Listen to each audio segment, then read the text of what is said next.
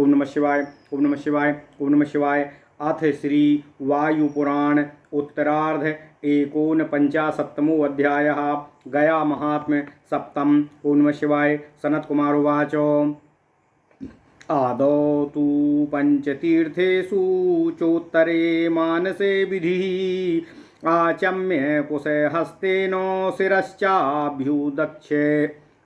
शिरश्चाभ्युक्षवारिणाम् उत्तरं मानसं गच्छेन मन्त्रेण स्नानमाचरेत् उत्तरे मानसे स्नानं करोम्यात्मा विशुद्धये सूर्यलोकादि संसिद्धि सिद्धये पितृमुक्तये स्नानार्थं तर्पणं कृत्वा श्राद्धं कुर्यात् सपिण्डकम्। ओम नमः शिवाय, ओम नमः शिवाय, ओम नमः शिवाय। ओम नमो भगवते वासुदेवाय। ओम देवकी सुत गोविंद वासुदेव जगत्पति देहि मे तनियं कृष्ण त्वाम अहम शरणं गतः।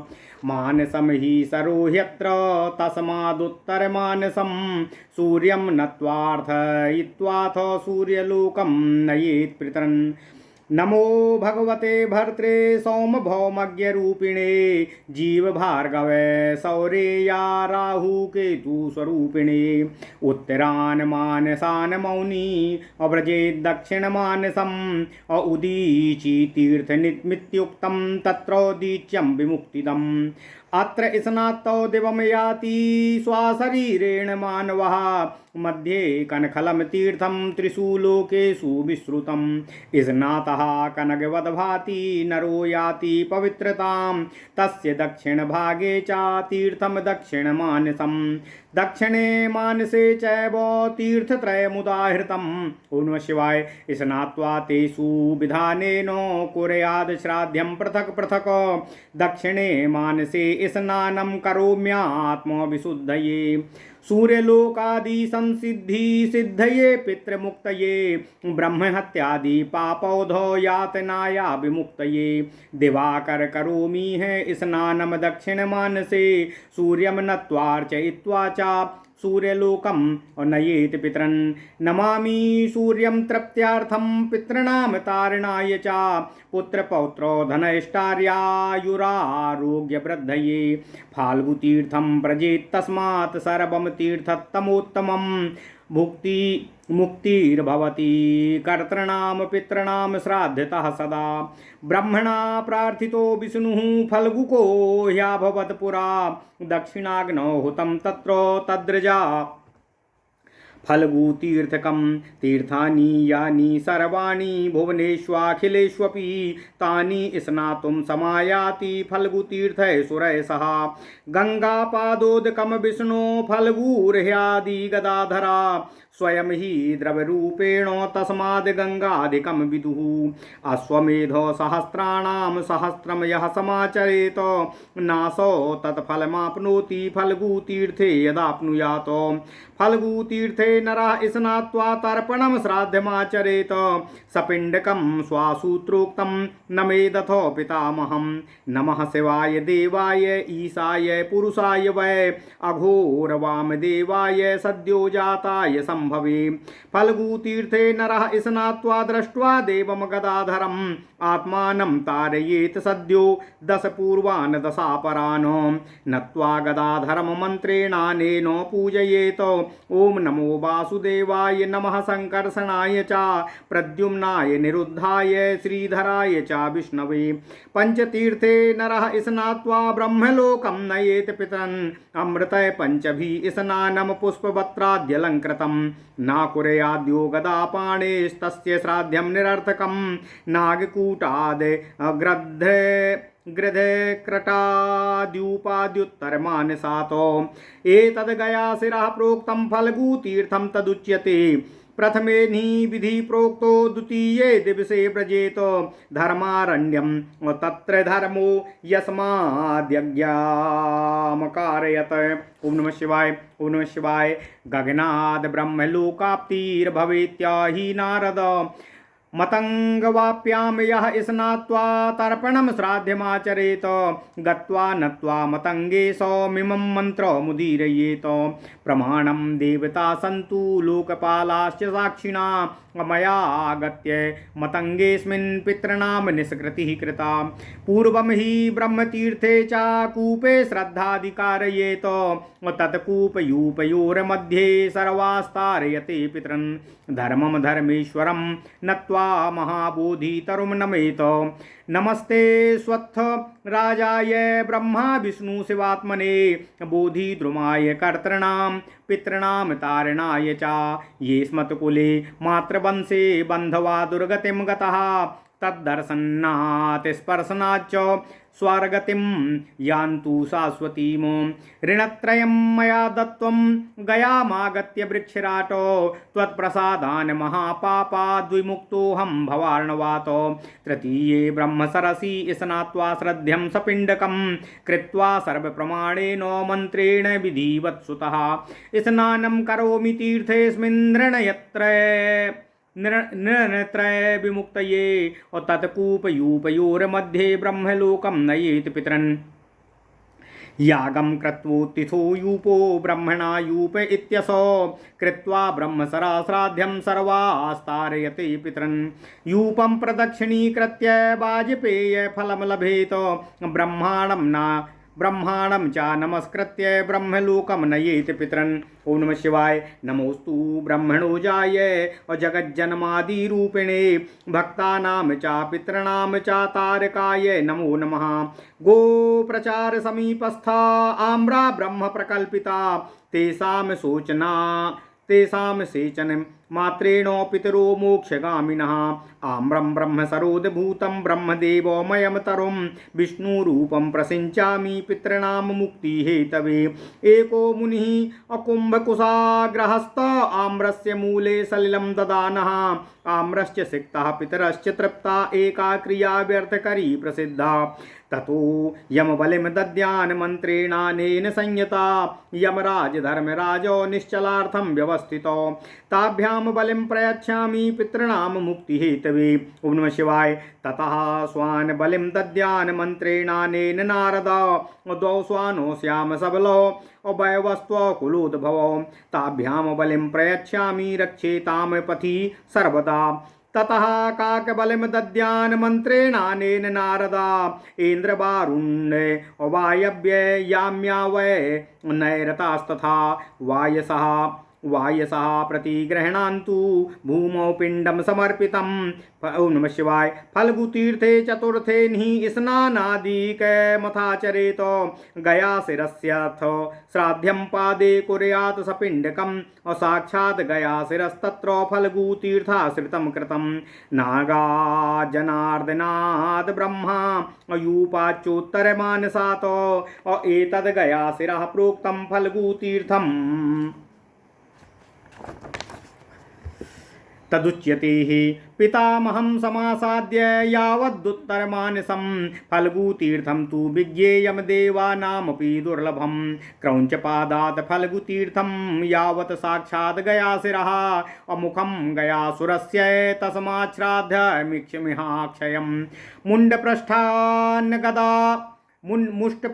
अमुण्डपृष्ठान्नगाधस्तस्मात् साक्षात् फल्गुतीर्थकम्। आद्यो गदाधरो देवो व्यक्तात्मना स्थितः अबिण्वादिपदरूपेण पितॄणां मुक्तिहेतवे। एतद्विष्णुपदं दिव्यं दर्शनात् पापनाशनं स्पर्शनात् पूजनाद्वापि पितॄणां दत्तमक्षयम्। अश्राद्धं सपिण्डकं कृत्वा कुलसाहस्रमात्मना नयेद्विष्णुपदं दिव्यमनन्तं दिव्यमव्ययम्। ओम नमः शिवाय। श्राद्ध कृत्वा रुद्रपदे नयेत कुशल शतं नरः सहात्मना शिवपुरं तथा ब्रह्मोपदे नरः ब्रह्मलोकं कुलशतं समुद्धृत्य नयेत पितरन्। कश्यपस्य पदे श्राद्धि ब्रह्मलोकं नयेत पितरन्। दक्षिणाग्निपदे श्राद्धि पितरन् ब्रह्मपुरं नयेत। अगर्हपत्य पदे श्राद्धि वाजपेय फलं लभेत। श्राद्धं कृत्वा हवनीये अश्वमेध फलं लभेत। श्राद्धं कृत्वा सभ्यपदे ज्योतिष्टोम फलं लभेत। आवसथ्य पदे श्राद्धि पितरन् ब्रह्मापुरं नयेत श्राद्धं कृत्वा शक्रपदे इंद्रलोकं नयेत पितरन् आगस्त्यस्य पदे श्राद्धि पितृब्रह्मान् पुरं नयेत क्रौञ्चमातङ्गयो श्राद्धि ब्रह्मलोकं नयेत पितरन् श्राद्धि सूर्यपदे पंच पापिनूर्कपुरं नयेत कार्तिकेय पदे श्राद्धि शिवलोकं नयेत पितरन् गणेशस्य पदे श्राद्धि रुद्रलोकं नयेत पितरन् गजकर्ण तर्पण क्रन्निर्मलं स्वर्णयेत पितरन् अन्येषां चापदे श्राद्धि पितरन् ब्रह्मापुरं नयेत सर्वेषां काश्यपं श्रेष्ठं विष्णुरुद्रस्य वै पदं ब्रह्मणस्य पदं चापि श्रेष्ठं तत्र प्रकीर्तितं प्रारंभे च समाप्तौ च तेषामन्यतमं स्मृतं श्रेयस्करं भवेत् तत्र श्राद्धकर्तुश्च नारद कश्यपाय पदे दिव्ये भरद्वाजो मुनिपुरा श्राद्धं कृत्वोद्यतो दातुम् अपित्रादिभ्यश्च पिण्डकम् शुक्लकृष्णो ततो हस्तो पदमुद्भेद्य निर्गतो दृष्ट्वा हस्तद्वयं तत्र मुनिः संशयमागता तत्र स्वामातरं शान्तं पप्रच्छ सा महामुनि कश्यपस्य पदे दिव्ये शुक्ले कृष्णोऽथवा करे पिण्डो देयो मया मातर्जनासि पितरं वदः शान्तोवाच भरद्वाज महाप्राज्ञ देहि कृष्णाय पिण्डकं भरद्वाजास्ततः पिण्डं दातुं कृष्णाय चोद्यतः अश्वेतो दृश्यो ब्रवीत् तत्र पुत्रस्त्वं हि ममोरसः कृष्णो ब्रवीन् मम क्षेत्रं ततो मे देहि पिण्डकम् ओम नमः शिवाय ओम नमः शिवाय ओम नमो भगवते वासुदेवाय ओम देवकी सुत गोविंद वासुदेव जगत्पते देहि मे तनियं कृष्ण त्वाम अहं शरणं गतः स्वैरिण्याथा ब्रवीद्यातुं क्षेत्रनेवाजिने ततः भरद्वाजास्तथा पिण्डं कश्यपस्य पदे ददौ अहंसयुक्तो विमानेन ब्रह्मलोको मुभौ गतौ रामो रुद्रपदे श्राद्धे पिण्डदानाय चोद्यता पिता दशरथा स्वर्गात् प्रसार्य कर्मागतः नादात् पिण्डं करे रामो ददौ रुद्रपदे ततः शास्त्रार्थातिक्रमाद्भीतं रामं दशरथो ब्रवीतो तारितोऽहं त्वया पुत्रो रुद्रलोकोमवाप्नुयात् हस्ते पिण्डप्रदानेन स्वर्गतिर्नहि मे भवेतो त्वं च राज्यं चिरं कृत्वा पालयित्वा दुजान् प्रजा यज्ञानादक्षिणान् कृत्वा विष्णुलोकम् व्रजिष्यसि पुर्ययोध्या सार्धं क्रमीकीटादिभिः सह इत्युक्त्वा सो दशरथो रुद्रलोकं परं ययो भीष्मो विष्णुपदे श्रेष्ठे आहूय पितरं स्वकं श्राद्धं कृत्वोद्यतो दातुं पित्रादिभ्यस्य पिण्डकं पितुरे विनिर्गतो हस्तो गया शिरसि सन्तनो नादात् पिण्डं करे भीष्मो ददौ विष्णुपदे ततः शान्तनुः प्राह सन्तुष्टः शास्त्रार्थे निश्चलो भवान् त्रिकालदृष्टिर्भवतु चान्ते विष्णुश्च ते गतिः स्वेच्छया मरणं चास्तु इत्युक्त्वा मुक्तिमार्गता कनकेशं च केदारं नारसिंहं च वामनम् ऊडगमार्गे समभ्यर्च पित्रान् सर्वाश्च तारयेत गया शिरसि यः पिण्ड्यान्येषां नाम्ना तु विपर्येत निर्वपेतो नरकास्थां दिवं यान्ति स्वर्गस्था मोक्षमाप्नुयुः सर्वत्र मुण्डपृष्ठाद्रिपदैरेभिः सुलक्षिताः प्रयान्ति पितरा सर्वे ब्रह्मलोको मनामयम् अहेत्यासुरस्य यच्छीर्षं गदया तद्दिदा कृतं ततः प्रक्षालिता यस्मात् तीर्थं तच्च विमुक्तये गदालोल अमिति ख्यातं सर्वेषामुत्तमोत्तमं गदालोले महातीर्थे गदा प्रक्षालनाद्वरे स्नानं करोमि सिद्ध्यर्थमक्षयं पदमाप्नुयात् पंचमे हि गदालोके स्नात्वा कुर्यात् सपिण्डकं श्राद्धं पितरन् ब्रह्मलोकं नयेदात्मानमेव च ब्रह्मा प्रकल्पितान् विप्रान् व्यक्तादीनार्चयेत ब्रह्मा प्रकल्पितान् विप्रान्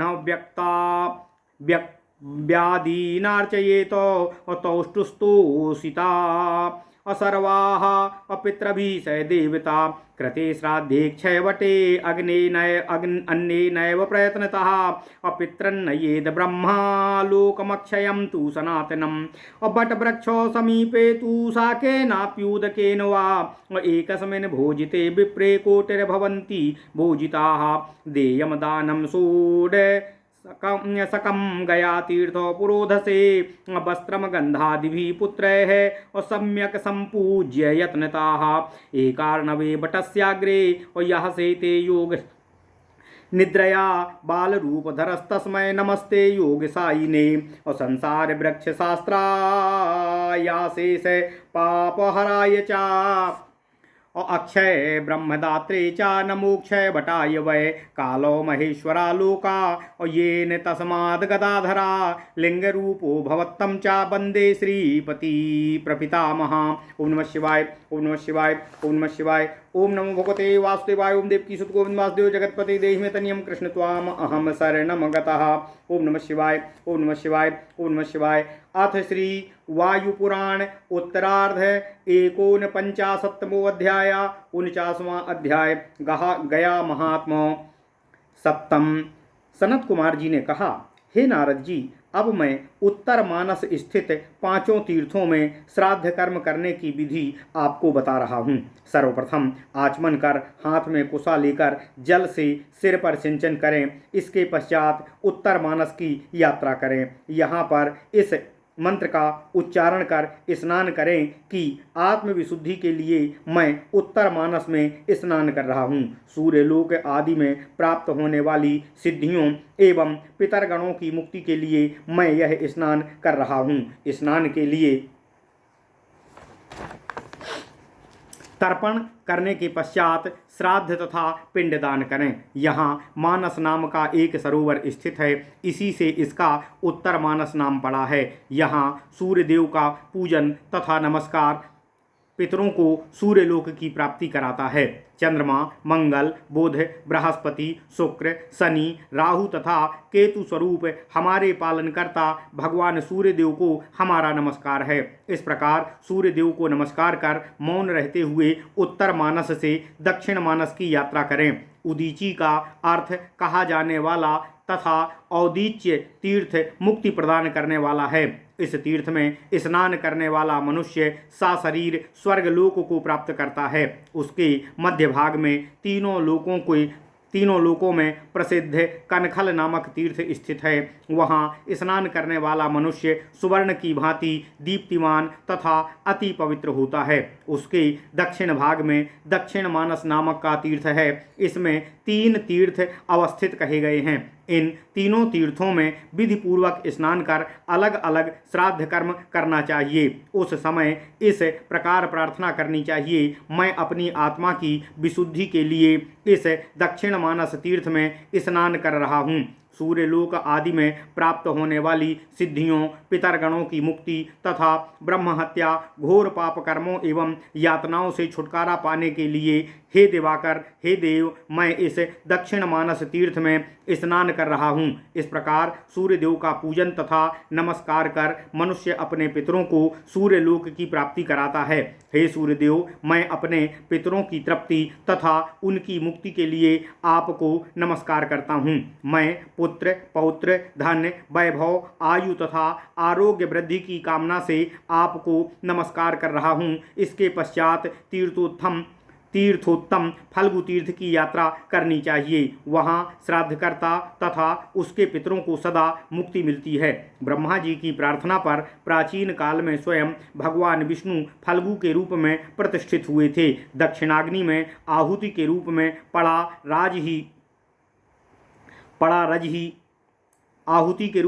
रज ही फल्गु तीर्थ के नाम से प्रसिद्ध हुआ है। संपूर्ण भुवन मंडलों में स्थित जितने भी तीर्थ हैं, वे सभी देवताओं सहित इस फल्गु तीर्थ में स्नान के लिए आते हैं। गंगा जी भगवान श्री हरि विष्णु की चरणोदक हैं, किंतु फल्गु में वे स्वयं आदि गदाधर स्वरूप में स्थित हैं। द्रवल्प में स्वयं विष्णु ही आदि गदाधर हैं। इसी से लोग फल्गु का गंगा से अधिक महात्म्य बताते हैं।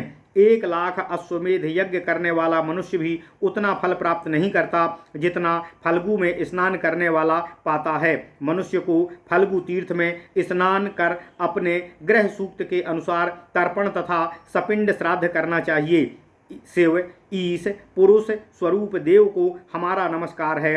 अघोर, वामदेव, सद्योजात तथा शंभु आदि उपाधि को धारण करने वाले देवेश्वर को हम नमस्कार करते हैं। जो लोग फल्गु तीर्थ में स्नान कर आदि गदाधर का दर्शन करते हैं वे स्वयं का तो उद्धार करते हैं, साथ ही अपनी पूर्व की 10 पीढ़ियों तथा बाद की 10 पीढ़ियों का भी उद्धार करते हैं। भगवान आदि गदाधर देव को नमस्कार कर इस मंत्र से पूजन करना चाहिए। प्रणव का उच्चारण कर इस प्रकार कहें कि श्री भगवान वासुदेव, संकर्षण, प्रद्युम्न, अनिरुद्ध, श्रीधर, विष्णु आदि नामों वाले आपको हमारा बारंबार नमस्कार है। 5 तीर्थों में स्नान करने वाला व्यक्ति अपने पितरों को ब्रह्मलोक प्राप्त कराता है। जो व्यक्ति भगवान गदाधर को पंचामृत से स्नान कराकर तथा सुंदर वस्त्रों एवं पुष्पों से अलंकृत कर उनकी पूजा नहीं करता, उनकी समूची श्राद्ध क्रिया निष्फल हो जाती है। नागकूट से गृध्रकूट, गृध्रकूट से यूप तथा यूप से उत्तर मानस, इसे ही सुर का सिरोभाग कहा जाता है और इसे ही फल्गु तीर्थ कहते हैं। इस प्रकार प्रथम दिन किए जाने वाले विधानों का मैंने आपसे वर्णन कर दिया। इसके पश्चात दूसरे दिन धर्मारण्य की यात्रा करनी चाहिए। इसी धर्मारण्य में पहले ब्रह्मा जी ने यज्ञ का अनुष्ठान किया था। नारद जी इस पवित्र धर्मारण्य में जाने मात्र से ही मनुष्य की मुक्ति प्राप्त हो जाती है। वहाँ मतंगवापी में स्नान कर तर्पण तथा श्राद्ध करना चाहिए। वहीं स्थित मतंगेश को नमस्कार कर इस मंत्र का उच्चारण करना चाहिए कि हे लोकपाल देवताओं, आप सब मेरे इस कार्य के साक्षी रहें कि मैंने इस मतंग तीर्थ में आकर अपने पितरों का उद्धार किया है।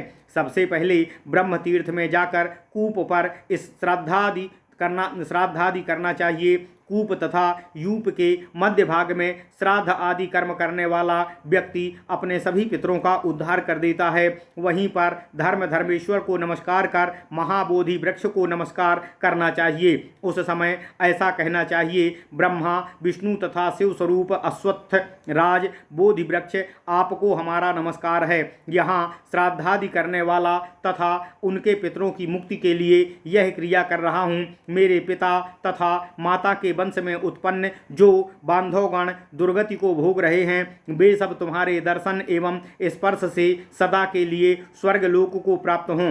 हे वृक्षराज, इस गयापुरी में आकर मैंने तीनों ऋणों से मुक्त हो गया हूँ और तुम्हारी कृपा से मैं अपने घोर पापों से विमुक्त हो गया हूँ। तीसरे दिन ब्रह्म सरोवर में स्नान कर सभी प्रकार की विधियों सहित इस मंत्र का उच्चारण करते हुए सपिंड श्राद्ध करें। मैंने तीनों ऋणों से मुक्ति की अभिलाषा से इस तीर्थ में स्नान कर रहा हूँ। उस कूप तथा यूप के मध्य भाग में श्राद्ध करने वाला व्यक्ति अपने पितरों को ब्रह्मलोक प्राप्त कराता है। अपने यज्ञ की समाप्ति पर ब्रह्मा जी ने इस यूप की स्थापना की थी, तभी से यह विख्यात है। ब्रह्म सरोवर में स्नान कर मनुष्य अपने सभी पितरों का उद्धार करता है। उस यूप की प्रदक्षिणा करने पर वाजपेय यज्ञ की फल की प्राप्ति होती है। ब्रह्मा जी को प्रणाम करने वाला व्यक्ति अपने पितरों को ब्रह्मलोक की प्राप्ति कराता है। अजन्मा संपूर्ण चराचर जगत के आदिकर्ता भगवान ब्रह्मा को हमारा नमस्कार है।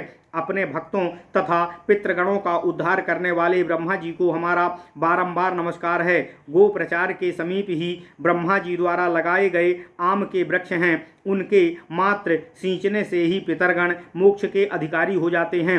ब्रह्म सरोवर में उत्पन्न आम के वृक्ष ब्रह्मदेवमय तथा स्वयं विष्णु स्वरूप हैं। पितरों की मुक्ति के लिए मैं इनका सिंचन कर रहा हूँ। एक मुनि हाथ में घड़ा तथा कुश लेकर आम वृक्ष के मूल में जल प्रदान कर उसे सींचते हैं तथा अपने पितरों को भी मुक्ति प्रदान कराते हैं। इस प्रकार उनकी यह क्रिया 2 प्रयोजनों की सिद्धि के लिए प्रसिद्ध हुई। इसके बाद एकाग्र चित्त से इस मंत्र का यमराज को बलि प्रदान करना चाहिए। यमराज तथा धर्मराज यहाँ गयासुर को निश्चल करने के उद्देश्य से विशेष रूप से विराजित हैं। अपने पितरों की मुक्ति की अभिलाषा से मैं उन दोनों को बलि प्रदान कर रहा हूँ। नारद जी, इसके पश्चात श्वानों के लिए बलि प्रदान करना चाहिए। वैवस्वत कुल में उत्पन्न श्यामल तथा चितकबरे दोनों श्वानों के लिए मैं बलि प्रदान कर रहा हूँ। मार्ग में वे सदा मेरी रक्षा करें। हे नारद जी, इसके पश्चात काकों के लिए बलि प्रदान करना चाहिए।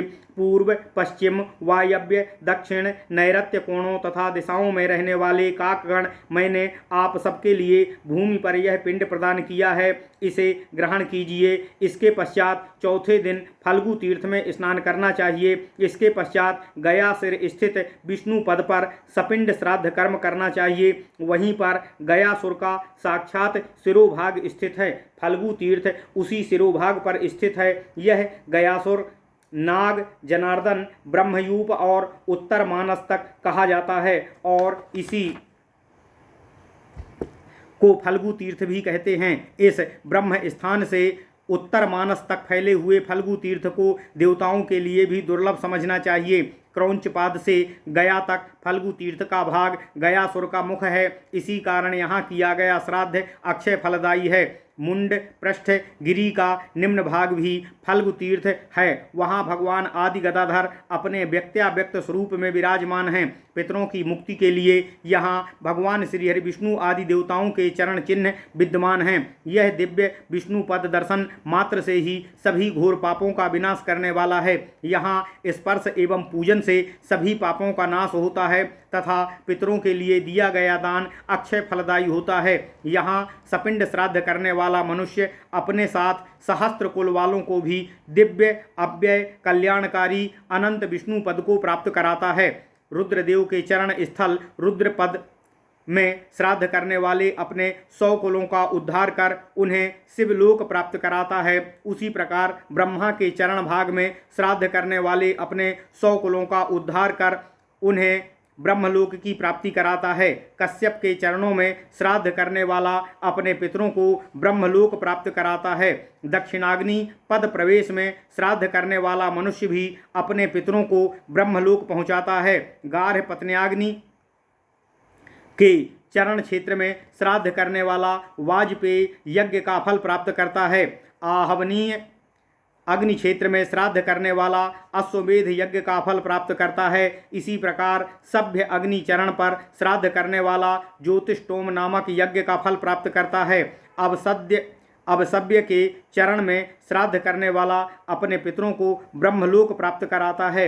इंद्र के चरणों में श्राद्ध करने वाला अपने पितरों को इंद्रलोक पहुंचाता है। अगस्त के चरणों में श्राद्ध करने वाला अपने आप पितरों को ब्रह्मलोक पहुंचाता है। क्रौंच तथा मतंग के चरण क्षेत्र में श्राद्ध करने वाला अपने पितरों को ब्रह्मलोक प्राप्त कराता है। सूर्य के चरण क्षेत्र में श्राद्ध करने वाला अपने 5 प्रकार के पाप करने वाले पितरों को भी सूर्यलोक पहुंचा देता है। कार्तिकेय के चरण में श्राद्ध संपन्न करने वाला अपने पितरों को शिवलोक को प्राप्त करा देता है। गणेश जी के चरणों में श्राद्ध करने वाला भी अपने पितरों को शिवलोक में पहुंचा देता है।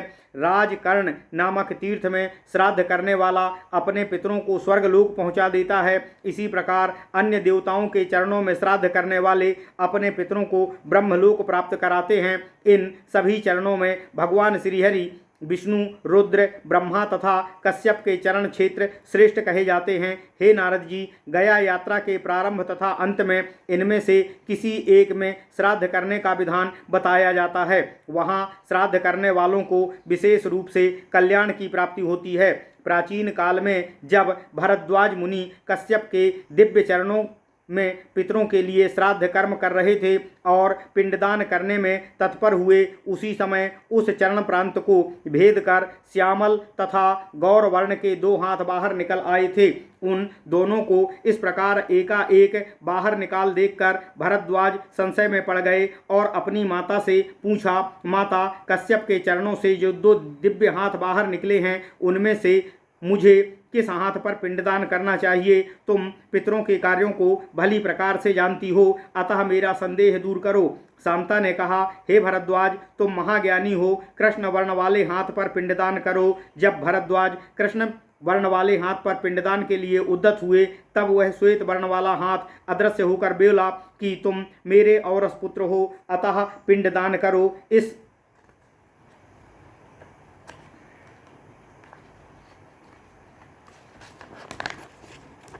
इस पर कृष्ण वर्ण हाथ ने कहा कि क्षेत्र मेरा है, अतः तुम मुझे पिंडदान करो। तब स्वैरिणी माता ने कहा, हे पुत्र, तुम क्षेत्राधिकारी तथा बीजाधिकारी दोनों को पिंड प्रदान करो। इस पर भरद्वाज ने कश्यप के चरणों में पिंडदान किया, जिसके प्रभाव से वे दोनों ही ब्रह्मलोक को प्राप्त हुए। इस प्रकार जब भगवान श्री रामचंद्र जी रुद्रदेव के चरणों में पिंडदान के लिए तत्पर हुए, तब भी उसी समय उनके पिता दशरथ जी स्वर्ग से हाथ फैलाकर आए थे, किंतु रामचंद्र जी ने उनके हाथों में पिंड प्रदान न करके रुद्र पर ही पिंडदान किया था। शास्त्र के अर्थ का अतिक्रमण होने के भय से भयभीत श्री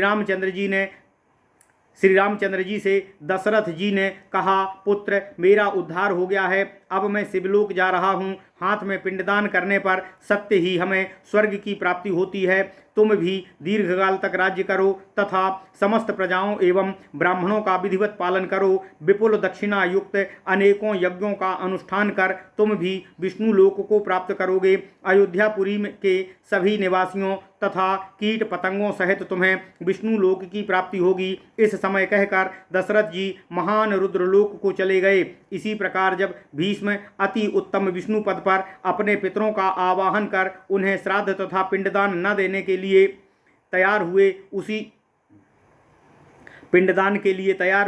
उसी समय गया सिर पर उनके पिता शांतनु के दोनों हाथ प्रकट हो गए, किंतु भीष्म ने उन हाथों पर पिंडदान न करके विष्णु पद पर ही पिंडदान किया। उनके इस निर्णय से शांतनु को बड़ी प्रसन्नता हुई। वे बोले कि तुम शास्त्रीय अर्थों के पालन में अडिग रहते हो, अतः तुम्हारी दृष्टि भूत, भविष्य तथा वर्तमान तीनों कालों को देखने वाली होगी। तुम अंतकाल में भगवान श्री हरि विष्णु के लोक को प्राप्त करोगे, तुम्हें इच्छा मृत्यु प्राप्त होगी। इस प्रकार कहकर शांतनु मोक्ष को प्राप्त हुए। उत्तर मार्ग में कनकेश, केदार, नारसिंह तथा वामन की विधि पूर्वक पूजा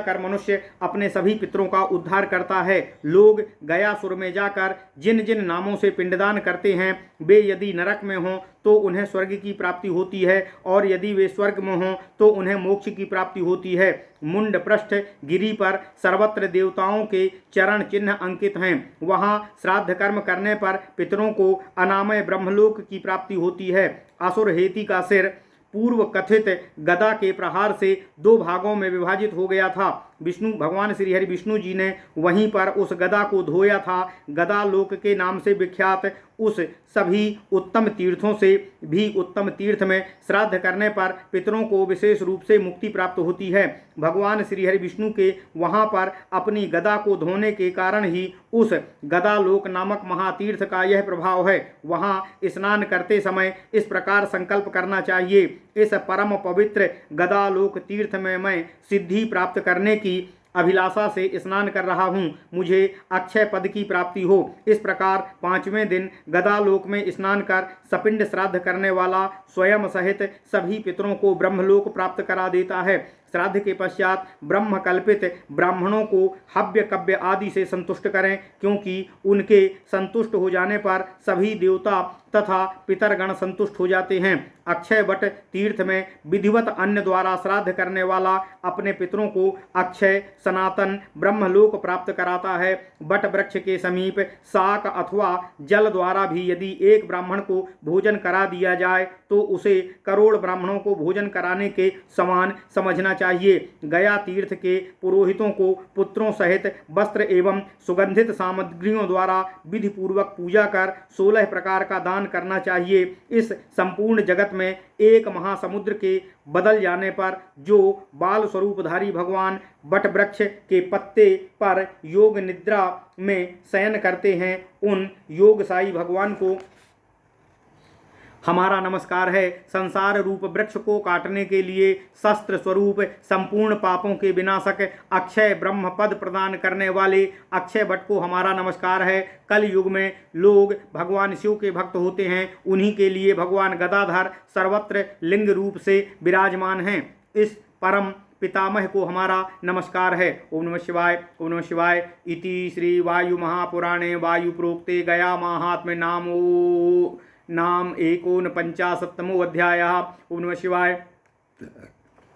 इस प्रकार श्री वायु महापुराण में गया महात्म्य नामक 149वां अध्याय पूर्ण हुआ। ओम नमः शिवाय, ओम नमः शिवाय, ओम नमः